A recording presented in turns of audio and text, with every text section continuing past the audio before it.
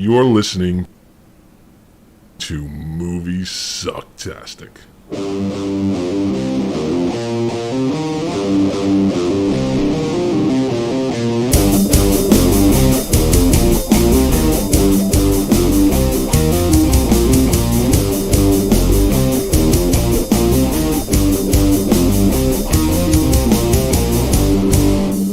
And now I am become death. Destroyer of worlds.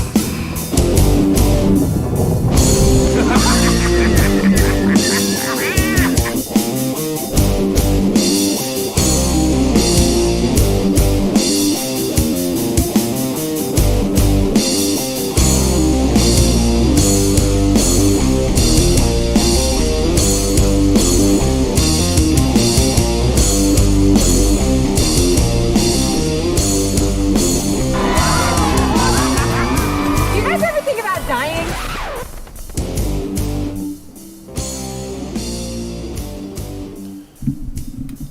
All right, everybody, we are ready to review some Oscar movies. Oscar time is here. Welcome, everybody. Yeah, oh yeah. Oh man, okay, let's do this. There we go. Yes, welcome to Moviesucktastic. I'm Scott. That's Joey, and we're reviewing our first Best Picture nominee film, Oppenheimer.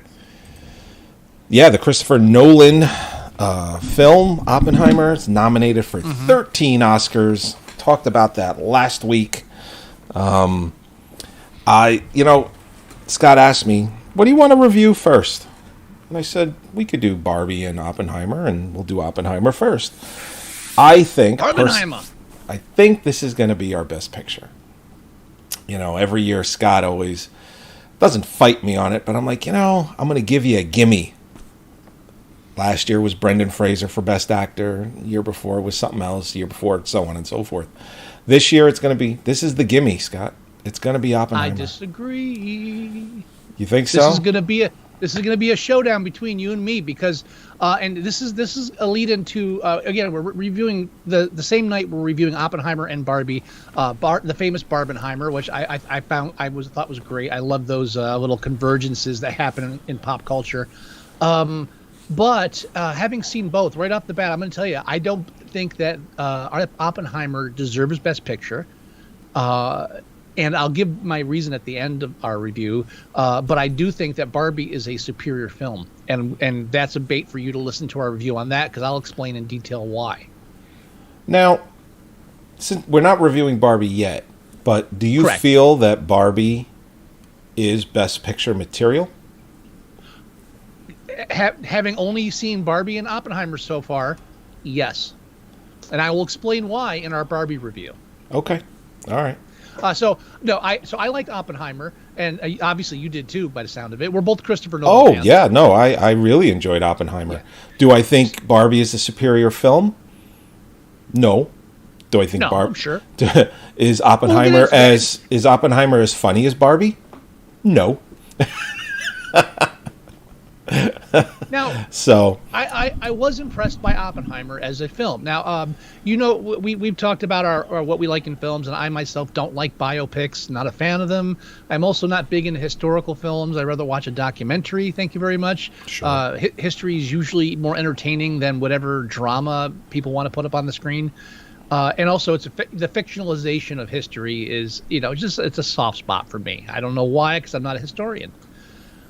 So going into Oppenheimer, there's some hurdles for me, but all in all, I enjoyed the film, and I will put a huge amount of credit for that on the screenplay, which is up for a Best Adapted. I believe also written by Christopher Nolan. Oh, Pretty sure he wrote and yeah, he's yeah. one of the writers. So the writing screen. What's the name of the authors? I forget which one person was the author of the book. But there's the author of the book, and then he has somebody else with a screenwriting credit. So, would you, like myself, and I think what we're dealing with here, and it's not to the extent that was Martin Scorsese, Scorsese won Best Picture for The Departed, which is a great film. It's a good film. Is it Best Picture that year? I don't look at the nominees myself. I don't think so. Do I think Hollywood's like, fuck, Scorsese's been making movies for 50 years and he hasn't won a Best Picture yet? You know, I hate that I find myself doing that with Greta Gerwig because I hate when you do it with certain directors and stuff. But so I can't help it because it's true. But since we're I don't want I personally hate speculating based on politics, Hollywood politics. Right. Because that's not why I'm interested. I'm interested in the art form, actually. I agree. So listen, I don't agree with all the politics, but I know how to read them. That's the problem. Right. But that's why. So when you're asking me, do I think it's the best picture? You know, it's like, don't ask me based on like how, you know, where the director is in their career, because I hate that shit. I'm basing it on the film. That's it. Yeah. As far as the idea of being a great film amongst films, and with that in mind. So Oppenheimer obviously is the story of J. Robert Oppenheimer, who was the head of the Manhattan Project and helped deliver the bomb.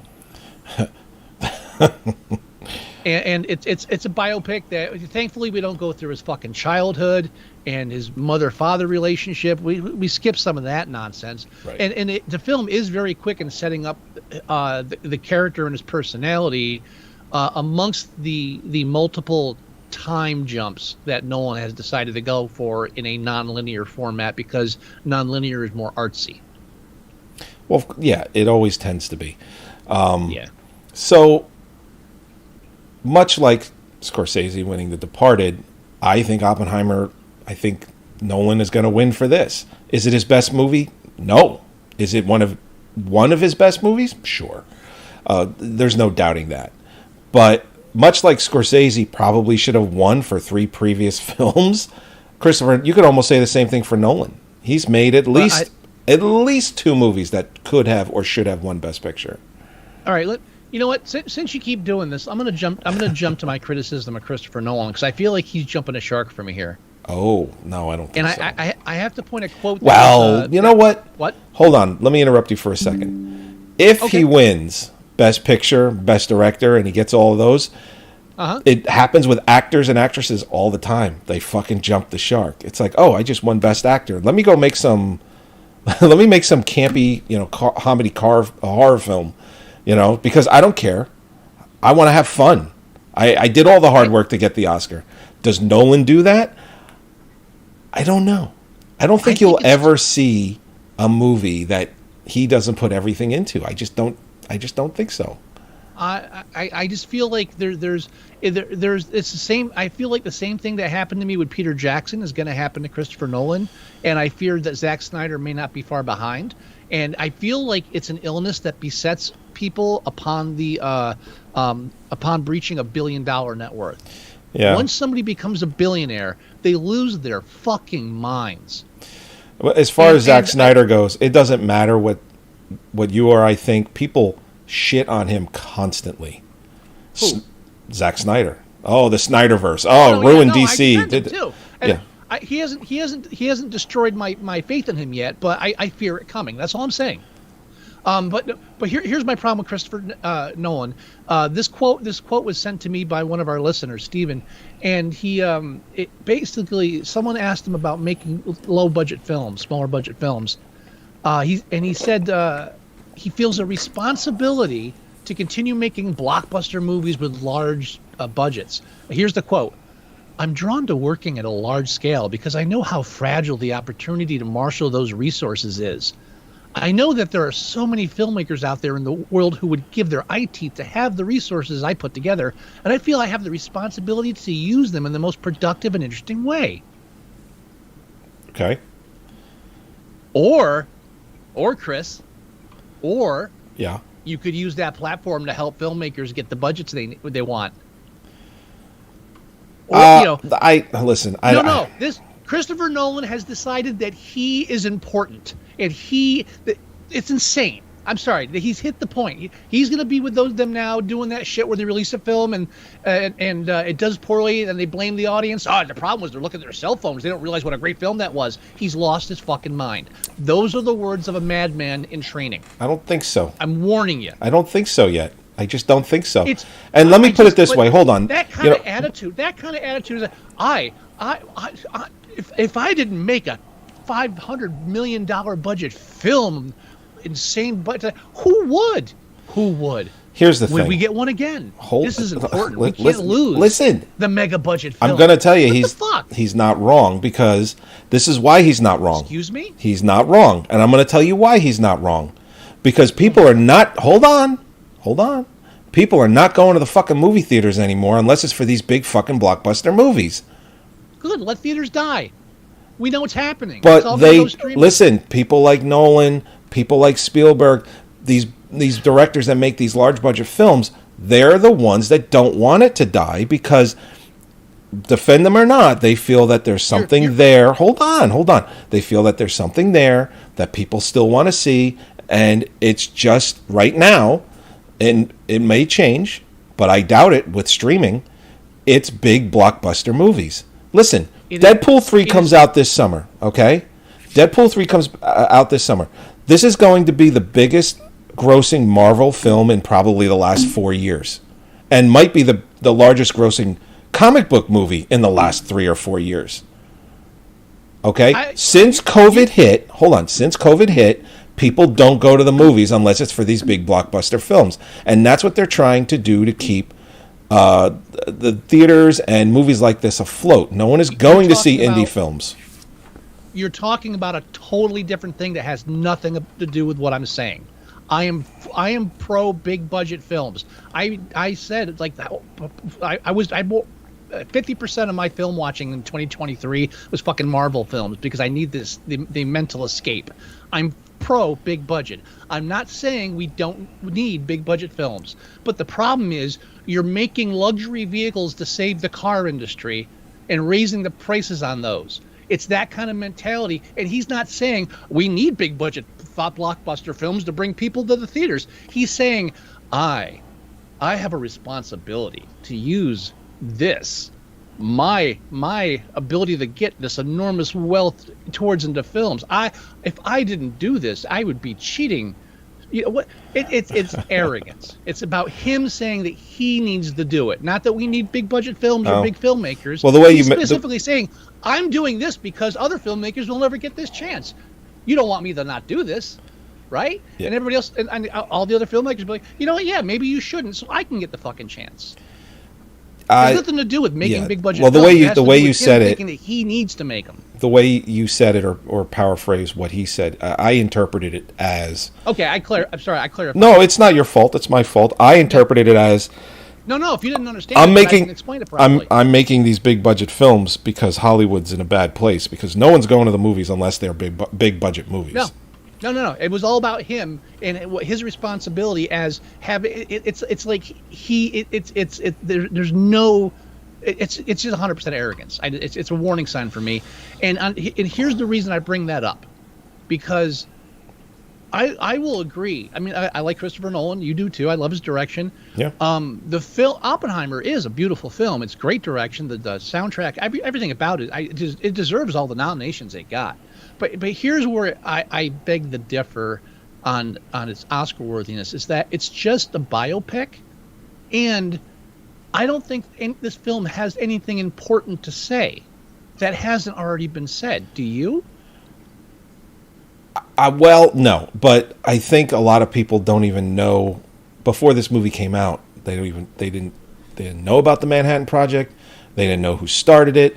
They didn't know who the hell what president dropped the bomb. I mean, all of that. Nobody knew anything. Okay, not nobody, but I think a lot of people didn't. And now this film comes out, and a lot of people do know it. So as far as does it have anything else to say? No.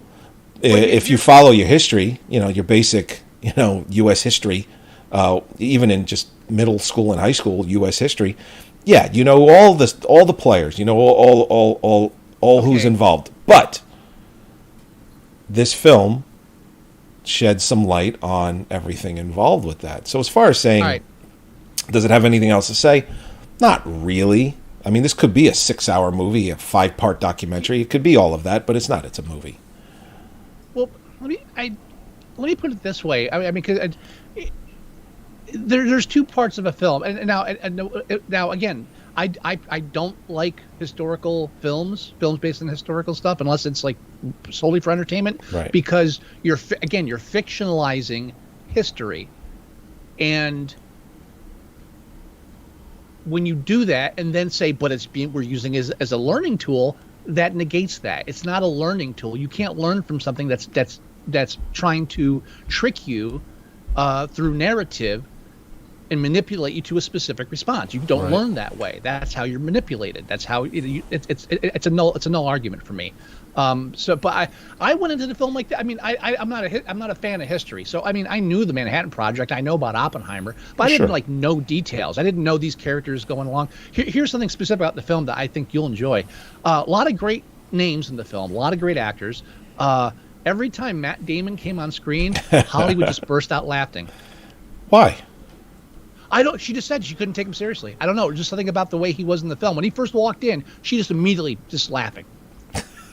Couldn't even happen. Just couldn't help it. And that's not a typical response to Matt Damon from her. She doesn't do that to but just for some reason this film. It's interesting. I don't know why. Nobody heard anything you just said. You just broke up so bad. I'm sorry. All right, I don't know. I'm sorry. We got to run you a hard line. This is getting ridiculous. I just heard you say she doesn't react to Matt Damon that way. Screen paused, and then you were laughing. Sorry. All right. Do it all over again. No, it doesn't matter. Anyway, I forgot where I was. Go ahead. You were talking about how Holly was laughing at Matt Damon and she couldn't take him seriously. No. I said I'm done with that. Move on. I forgot what I was saying before that. Are you all right? I'm sorry. Yeah, I'm sorry. I mean, I feel a need to tell you if your video breaks. No, I'm pissed at the video, not you. Okay. No. I know you're not pissed at. I know you're not pissed at me. I feel like I need to tell you so that you know that maybe something you wanted to get across, you could do it again. I know, but let's move on. Okay. Well, we got into it. That whole thing came about because you asked me if Oppenheimer still had anything to say. So okay, yeah. I'm sorry. It was the history part I was saying. Yeah. Just no, I don't want to ramble on, but what I'm getting at is it's about Oppenheimer. It's about an important part of history. And if you want to learn more about history, go to the fucking library. And it's an interesting character study, and of course Oppenheimer's a conflicting character, and there's the conflicting morality of helping to build a mass weapon of mass destruction under the auspices of peace, and then knowing that it's going to be used a different way, and then that back and forth pull of morality. I get all that as far as an interesting character study. I enjoyed it. I thought it was interesting. I watched the film, but if you're looking for a message, all I'm getting is the same shit I already knew, which is, war sucks, and the government backstabs its people all the fucking time. Yeah. And especially in the third act, which is basically the boot slowly crushing Oppenheimer during that little meeting investigation, and it's just that was painful for me because I'm just getting slapped in the face with unjust bureaucracy, and it's part of the story, and I get all that, but the overall message, I just feel like it's not anything new, or it's a good message, but it's not anything that's really outstanding to me. That's all. Okay. I feel right. What it's almost more nostalgia. When history becomes nostalgia, maybe that's where it loses me.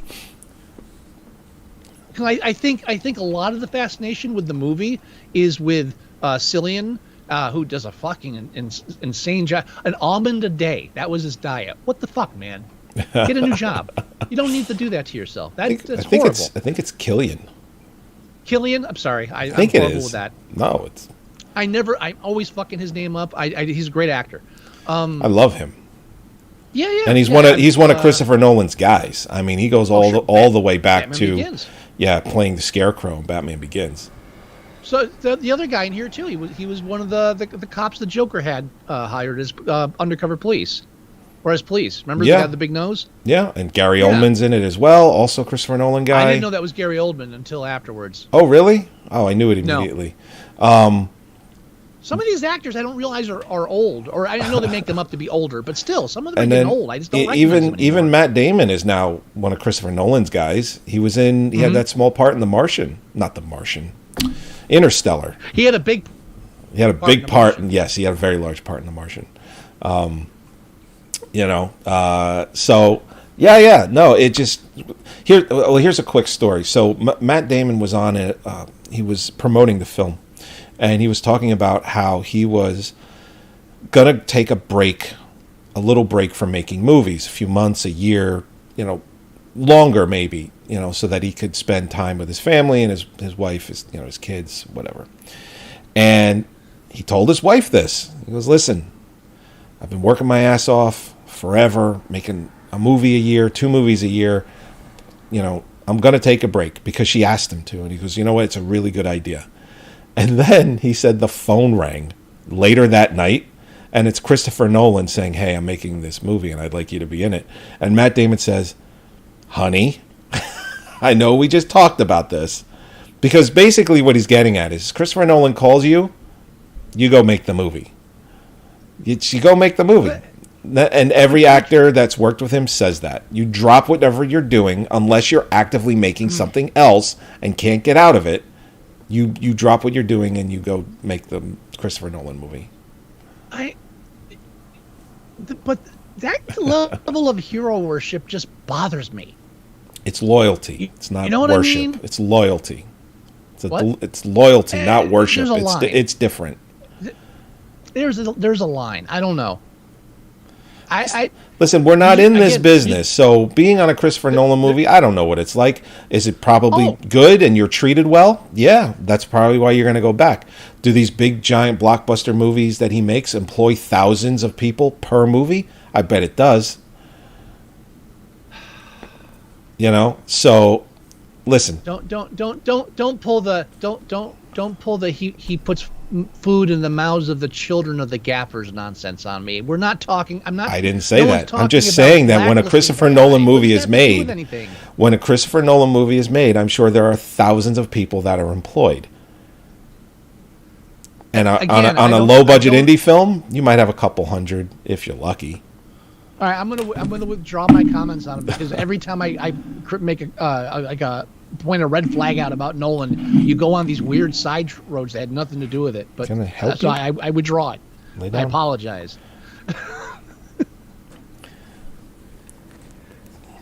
All right, there, cat. We have a cat. Cat okay? He is fine. He's looking for attention.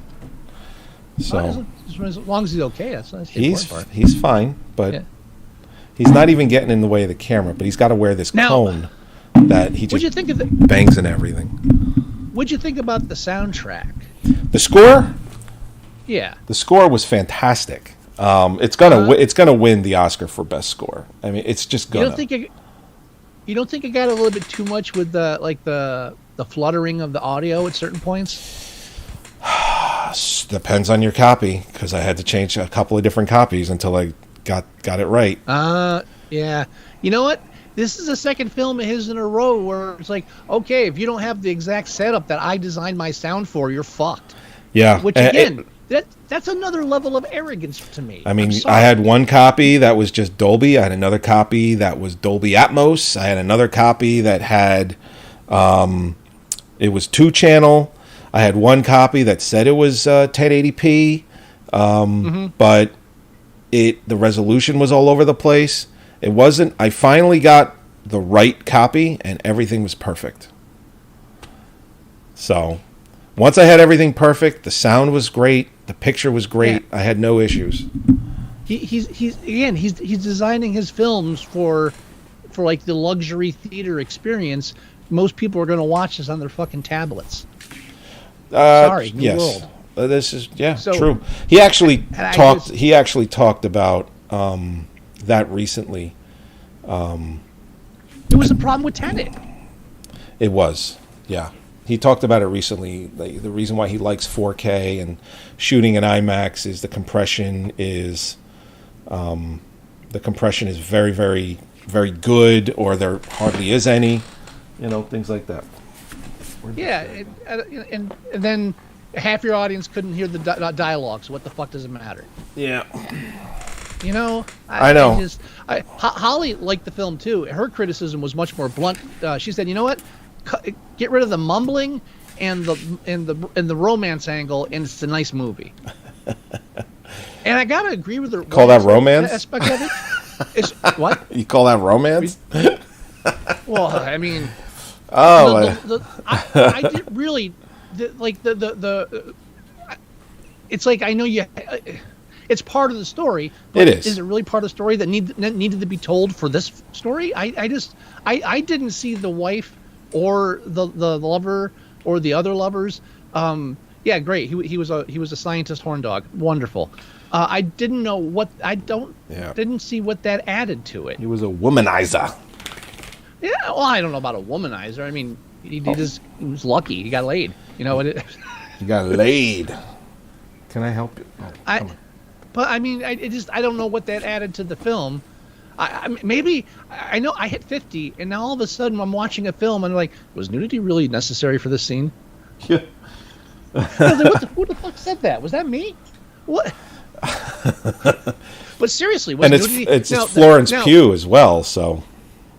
Now the scene, one of the most inspired scenes for me, and I did like what Nolan did, playing with how like the black and white is more of like the historical on record, everything that it also reflects Strauss's character, seeing things black and white, but all the color scenes are from the perspective of Oppenheimer, so it's also more subjective.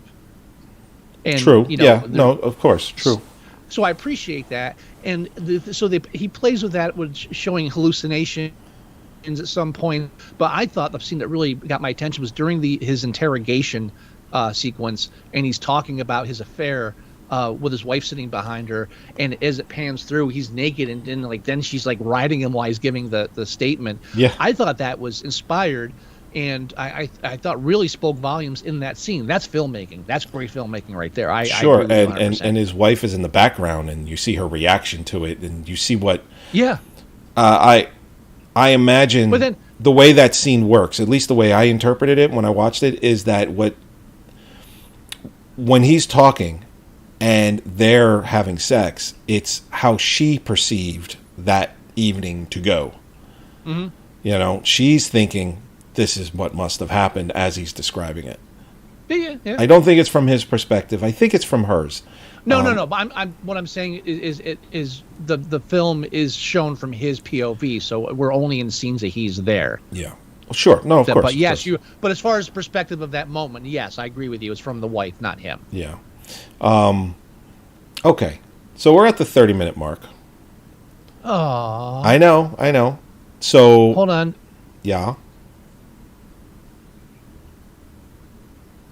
I mean, we didn't talk too much about what's in the. I mean, we got hung up on Christopher Nolan and the Oscar aspect, which is what we're reviewing too. Yeah. But again, I don't. I mean, we're not going to go into a blow by blow of the plot line, because it's basically just the history of Oppenheimer building the bomb, and the main conflict being. And again.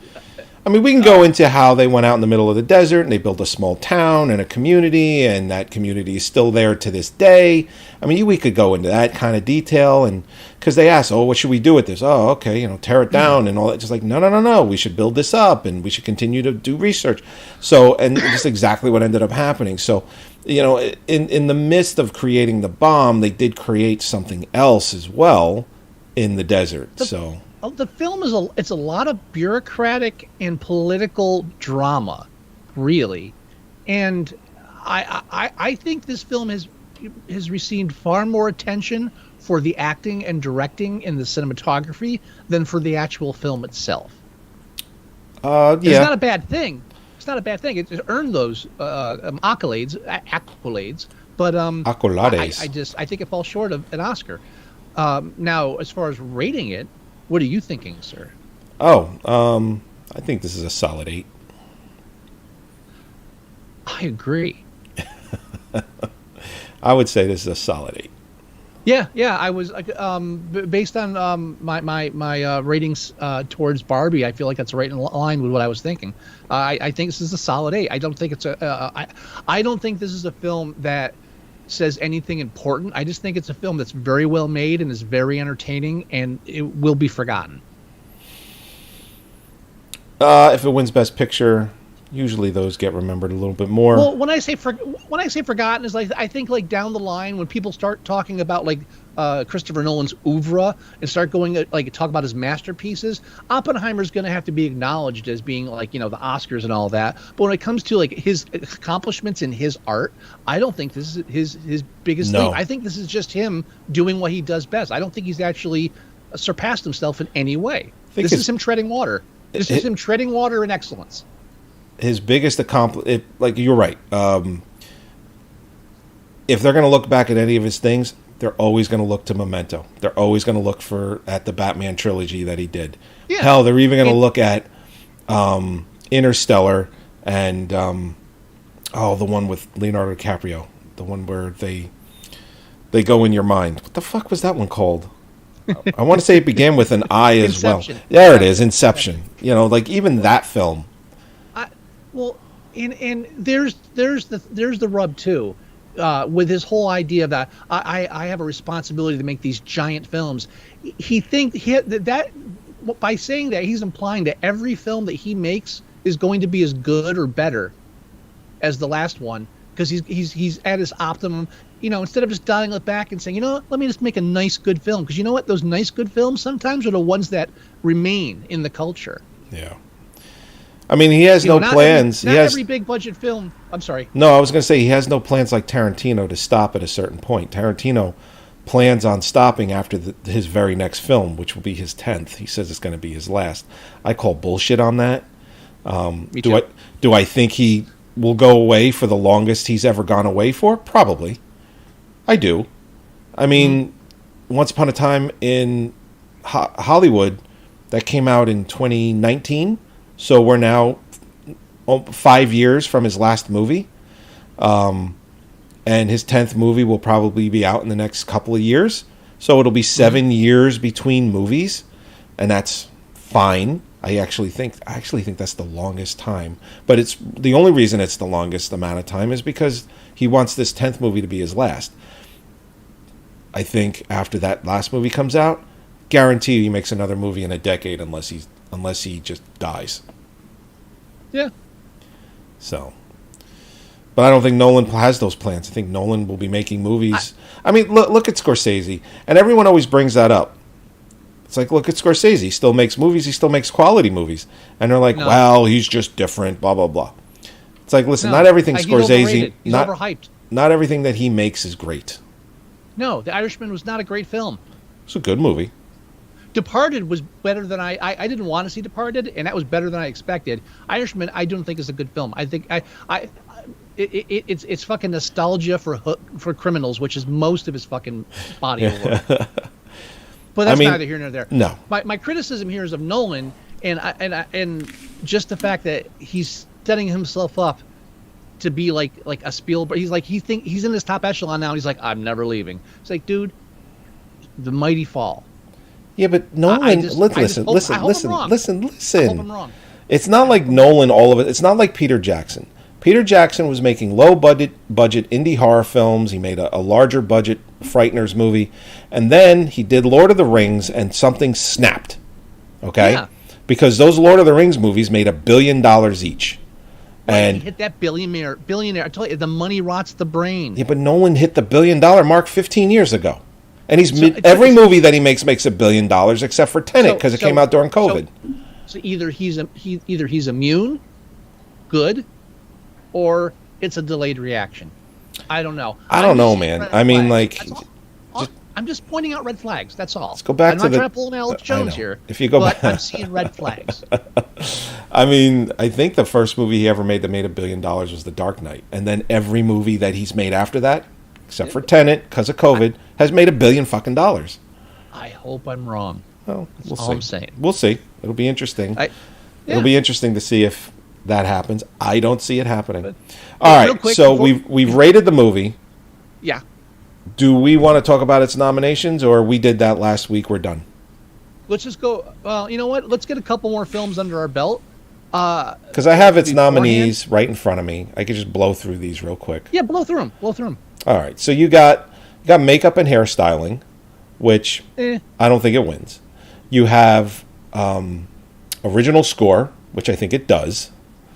Best sound, Yeah. which I think it does. All the special effects in the movie were practical, by the way. Nothing was CGI. Yeah. But Best picture, I think it wins how that. is that a brag now? I'm sorry. I'm sorry. Practical effects, because they're harder to do. It's not like he was. You could easily just run it through. You could easily run it through a computer. It's not like it's a historical film with a couple of explosions. Which there wasn't a lot. Well, here's the CGI. thing. That's the reason why. Because it's like, well, it's only a couple of explosions. We could easily just run this through a computer and do it in a tenth of the time. But it's harder to do it when it's practical. It's a great brag for a horror film. I don't see how it's a great brag for this film. That's just me. Well, listen, sorry. I read it. I'm the one bringing it up. It's not like Nolan is over my shoulder. Hey, make sure you mention how practical the effects are. That's not happening. I'm the one complaining about it. I That's know. all. Best achievement in directing, I think Nolan gets that too. Listen, if there was an opportunity to split, it would have been if they nominated Greta Gerwig, which they did not. We'll talk about that when we do Barbie. Best performance by an actor in a leading role, Cillian Murphy. I don't know, man. I think he's one of the two. I think it's between him and Bradley Cooper. Best performance by an actress in a supporting role, Emily Blunt. I don't think so. I think it's going to America Ferrera in Barbie, but that's me. We'll talk about that next. Best performance by an actor in a supporting role, Robert Downey Jr. Yes, I do think he wins. I think Hollywood loves his comeback story. So, best adapted screenplay. It didn't help him with the last couple. Never mind. What? I don't think Downey's a sure thing. That's all I'm saying. Oh, I don't think he's a sure thing. I just think he's my pick. Best adapted screenplay, Christopher Nolan. Maybe. Don't know. Don't know if Hollywood is just going to throw it all at him or not. Cinematography. That's a very big possibility on that one too. Yeah. Film editing. I think a film like this is your perfect engine to give an Oscar for it, for film editing. Yeah. I think the way the movie moves, the way it's paced, explosion, like everything, I think you have to be at the top of your game to edit a film like this. So, best achievement in production design, no. I think that's going to go to something like Poor Things. And best achievement in costume design, also, I think a movie like Poor Things gets that. Yeah. So, as far as my tally here, I think it walks away with something like 9 or 10. My prediction, at this point, my prediction is that it sweeps technicals, maybe gets Best Director, but does not get Best Picture. Really? I think it's overhyped for Best Picture. Well, I think it's a great. Again, it's missing. It's missing greatness. You are what I like to call wrong. Wrong. Yeah. Hey, right, but, listen. We do our ballots every year at the Oscars, and then we compare the following week. So this is the first review of 10.